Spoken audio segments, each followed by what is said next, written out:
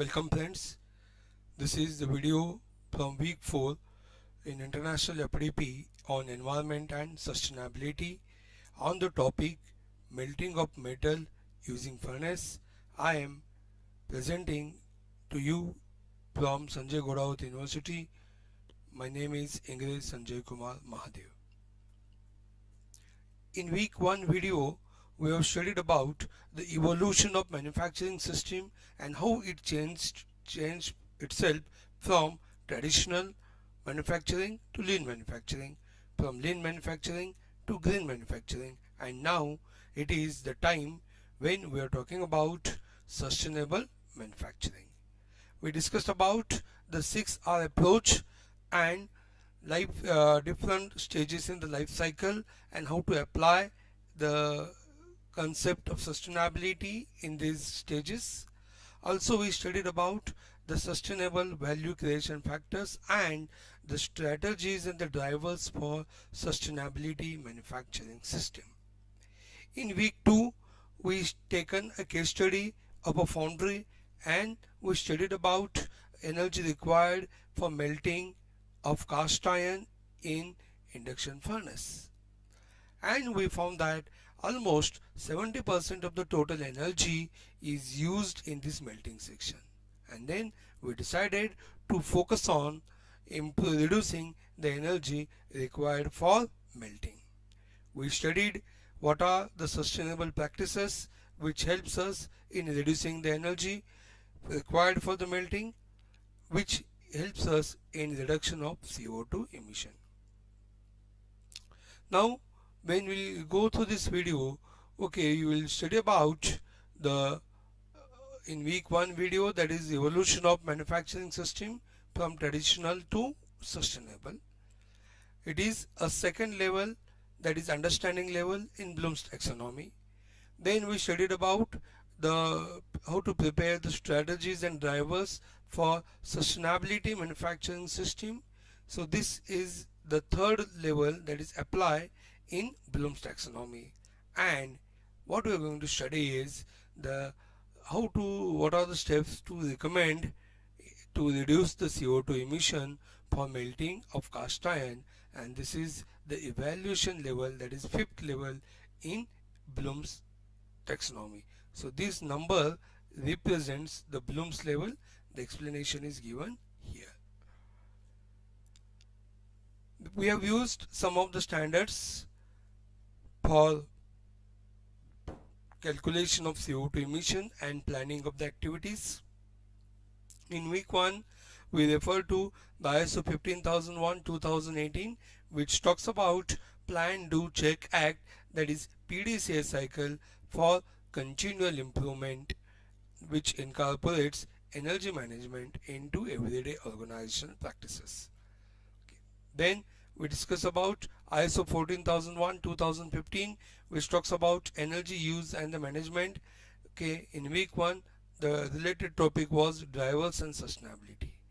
The same two standards are also referred in week 2 to decide what are the practices which makes it sustainable and energy required for various sections in foundry. Okay, now in this week 4 video, we are also going to use ISO 17742 2015 for energy efficiency and saving calculation. What we have done is we have taken one case study in a foundry and we measured the energy consumption level before implementation of the practices. Then we recommended these 3 standard practices: charging below coil level, reduction in antenna height, and using the furnace cover. And after implementing all these 3 sustainable practices, again we measured what are the units consumed per kg of metal. Actually the furnace is of 150 kg, but for this calculation we have converted into 1 kg and the graph has been drawn.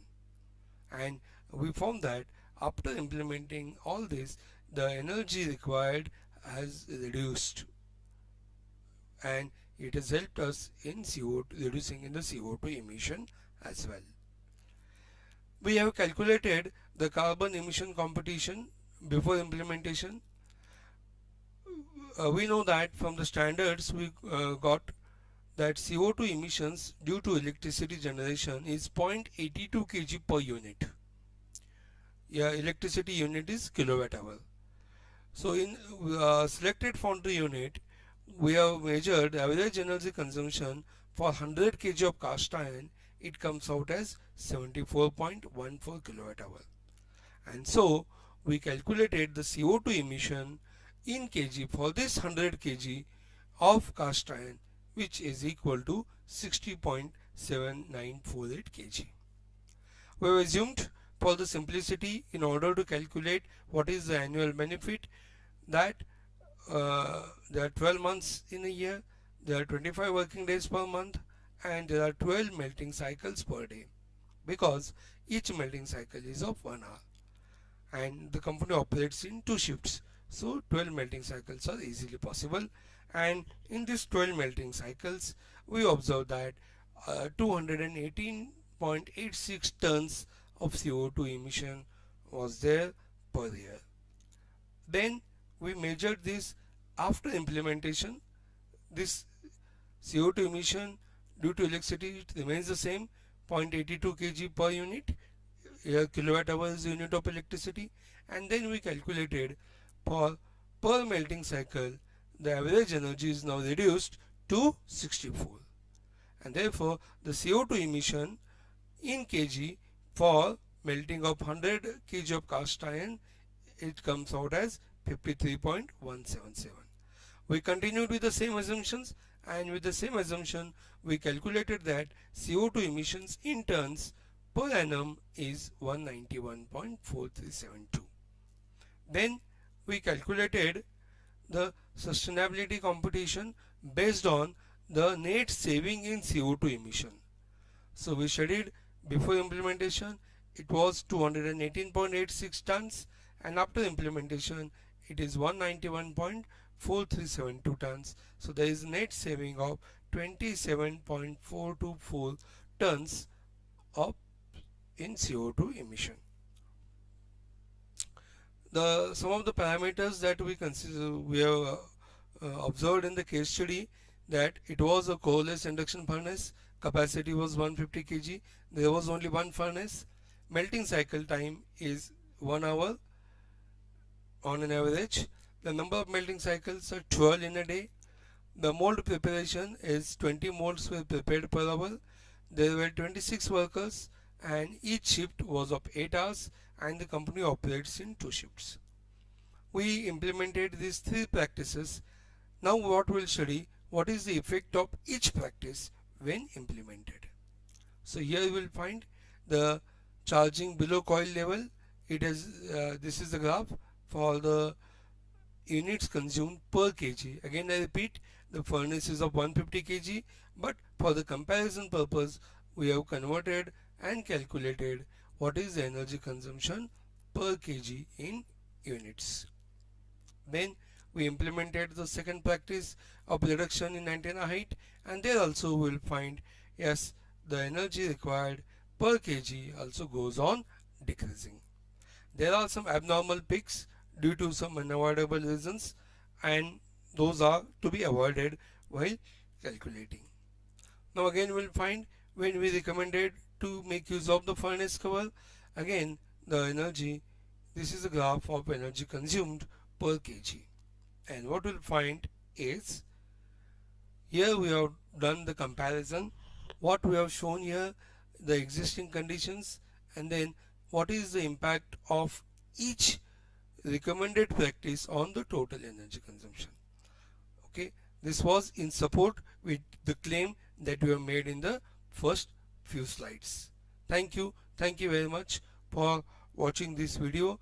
Now it is everybody's role, okay, to make the processes which are environment friendly and sustainable. Thank you very much.